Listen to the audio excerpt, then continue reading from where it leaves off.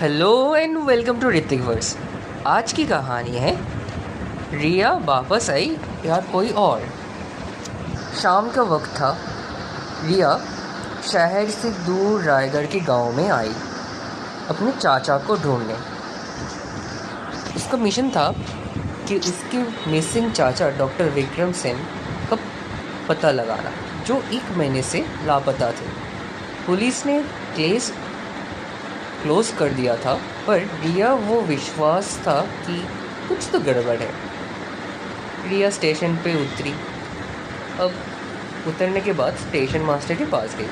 Station master को doctor Vikram के बारे में पूछी।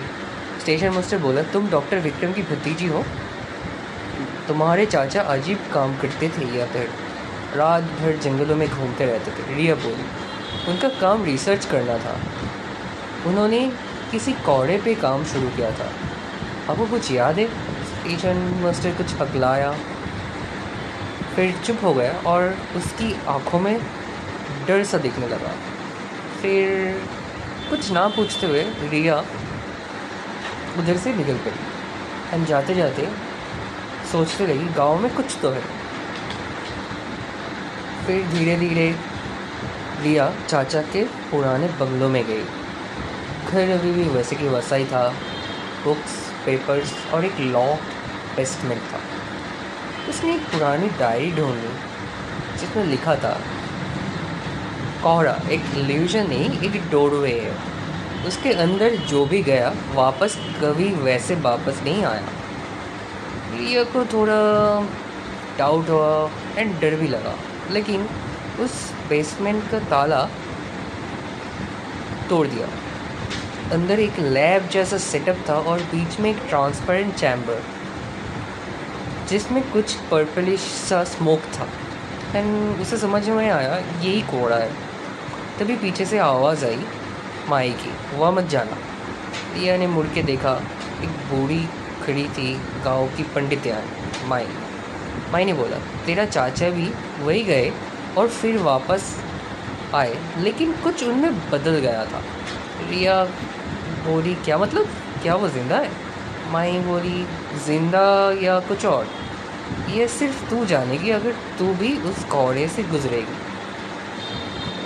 फिर रिया बेसमेंट से बाहर आ गई। रात का वक्त था। तब रिया ने डिसाइड किया कौड़े के अंदर जाने की। वो अपने चाचा को ढूंढने के लिए कौड़े के अंदर जाएगी। उसने डायरी में लिखा, एक मंत्र पढ़ा और चैम्बर एक्टिवेट हो गया।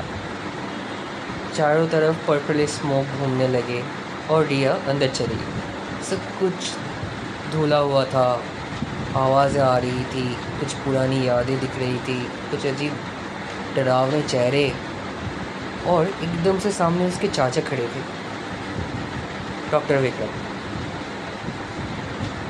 रिया, तुम्हें यहाँ नहीं आना चाहिए था। रिया बोली, मैं आपको घर वापस लेना आई हूँ। डॉक्टर विक्रम मुस्कुराते हुए बोले, मैं कब का घर जा चुका हूँ। रिया समझ नहीं वाली थी कि क्या मतलब है। तभी सब कुछ अंधेरा हो गया। फिर अगली सुबह जब बंगलो का बेसमेंट खुला था एंड धुआं छट चुका था, उधर माई ने देखा चैम्बर खाली था। ना रिया ना डॉक्टर विक्रम, बस एक डायरी टेबल पे रखी थी। डायरी के लास्ट पेज पे लिखा था, मैं उससे तो ले आई, पर क्या मैं अब भी वही रिया हूँ? और तब से रायगढ़ के गांव में हर कोहरे भरी रात में किसी लड़की की चीख सुनाई देती है। कहते हैं कोहरा कभी किसी को पूरी तरह लौटने नहीं देता। Thank you. The end. Hope you like it.